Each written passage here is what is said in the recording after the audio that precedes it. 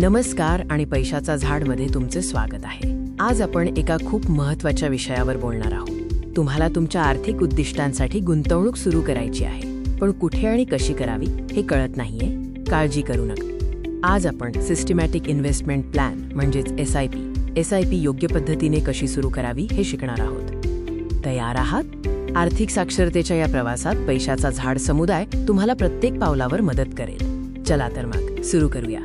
SIP म्हणजे थोड्या रकमेची नियमित गुंतवणूक। या लहान पावलांमध्ये भविष्यात मोठी आर्थिक शक्ती दडलेली आहे।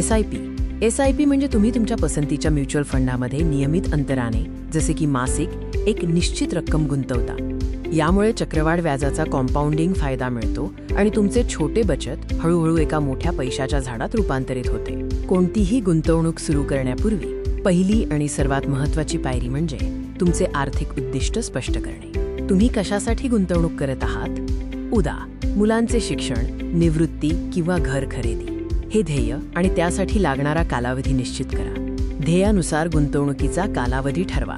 दीर्घकालीन ध्येय उदा 15+ वर्षे इक्विटीमध्ये, तर अल्पकालीन ध्येय उदा 3-5 वर्षे डेट फंडात ठेवावी लागतील। दुसरी पायरी, तुमच्या गरजेनुसार योग्य SIP रक्कम ठरवा।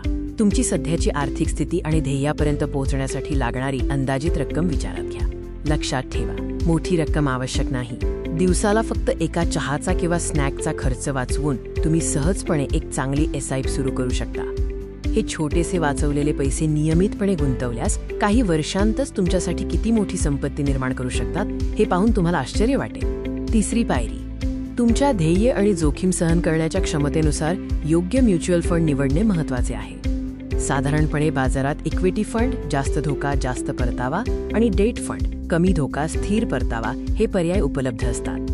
गुंतवणूक करण्यापूर्वी तुमचा जोखीम प्रोफाईल, रिस्क प्रोफाईल समजून घ्या। तुम्ही किती धोका पत्करण्यास तयार आहात यावर तुमचा फंड अवलंबून असेल। चौथी आणि अंतिम पायरी, आता कृती करण्याची आणि सातत्य राखण्याची वेळ आहे। SIPचे सर्वात मोठे रहस्य म्हणजे नियमितता।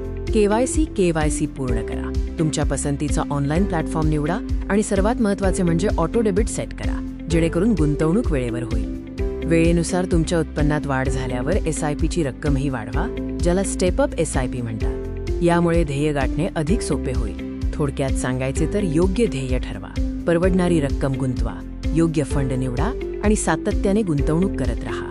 थांबू नका, विचार करण्यात वेळ घालवू नका। आजच तुमची SIP सुरू करा आणि तुमच्या पैशाचा झाडला वाढताना बघा। हा व्हिडिओ आवडला असेल तर लाईक करा, आपल्या मित्रांसोबत शेअर करा आणि पैशाचा झाडला सबस्क्राईब करायला विसरू नका। धन्यवाद।